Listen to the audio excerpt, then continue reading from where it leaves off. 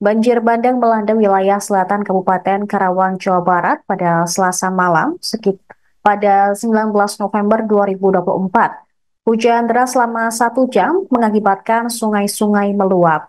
Selain itu, akibat banjir bandang tersebut, akses jalan terputus karena tanah longsor dan derasnya aliran sungai.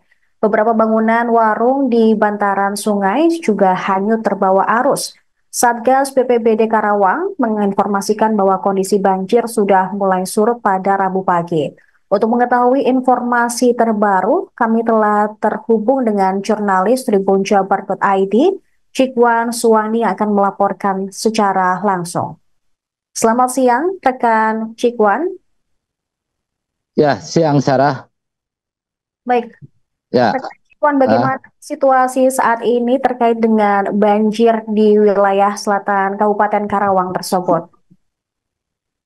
ya, untuk banjir di wilayah selatan Kabupaten Karawang ini memang saat ini sudah surut sejak tadi malam dan memang banjir deras hujan deras selama 1 jam kemarin sore itu menyebabkan sejumlah sungai di selatan Karawang itu mengalami meluap dan juga banjir bandang.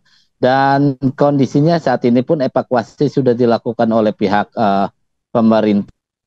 BPBD Kabupaten Karawang untuk di wilayah selatan karena memang wilayah selatan ini merupakan salah satu wilayah pegunungan di Kabupaten Karawang dan memang sempat banjir bandang itu menutup akses dan merusak warung-warung yang menjadi wisata di sekitar Sungai Cigentis. Jadi ada beberapa sungai yang meluap karena banjir.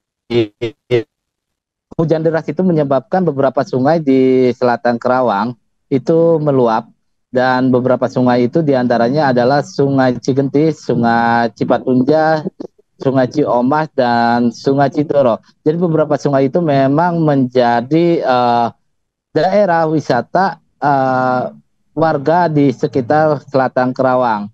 Dan kemudian sungai tersebut tidak dapat menampung hujan deras yang mengguyur di wilayah tersebut selama 1 jam. Namun banjir tersebut terbilang sangat cepat. Lalu untuk kondisi saat ini, apakah sudah ada mungkin bantuan yang disalurkan dari pemerintah daerah untuk masyarakat yang terkena dampak banjir bandang tersebut? Ya, pemerintah daerah sudah melakukan pendataan dan juga bantuan seperti evakuasi dan juga alat berat untuk membuka akses jalan yang sempat tertutup dan memang ada beberapa jalan juga yang longsor yang saat ini masih akan dilakukan perbaikan.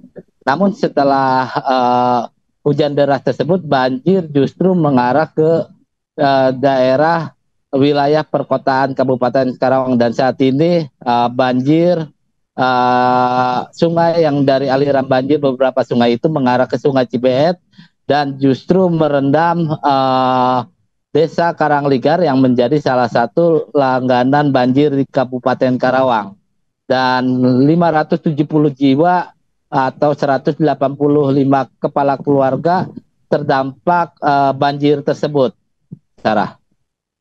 Lalu untuk lalu untuk upaya evakuasi, apakah dari BPBD dan juga pemerintah setempat mendirikan posko untuk masyarakat yang terkena dampak banjir ini, atau masyarakat tetap berada di rumah mereka yang terendam tersebut? Ya, beberapa masyarakat memang sudah mengungsi, terutama di masjid dan juga di kantor desa, serta beberapa rumah warga yang tidak terdampak banjir. Dan saat ini kondisi banjir pun diinformasikan masih terus menunggu karena banjir di Desa Karangligar ini merupakan daerah rawan banjir yang disebabkan karena banjir kiriman dari arah selatan Karawang dan juga arah hulu dari Sungai Citarum. Baik, terima kasih rekan Cikwan Suwandi atas laporan Anda. Selamat kembali bertugas. Ya, baik. Yang pertama saya tadi memastikan dulu kepada Pak Lurah tentang bagaimana penanganan yang saat kelihatannya Polres sudah punya kemampuan untuk istilah saya bisa memiliki tahanan. Ada yang memang sementara berpindah tempat dan seterusnya, dan memastikan juga nanti khususnya biasanya kalau yang paling kita cemaskan ada balita di area ini, karena saya dengar masih butuh waktu ini tergenang bisa sampai 1 atau 2 minggu. Yang pasti ada ancaman terhadap kesehatan. Yang kedua tentu karena berulang di sini kejadiannya, sehingga yang menjadi kita pikirkan adalah bagaimana tindakan jangka panjang.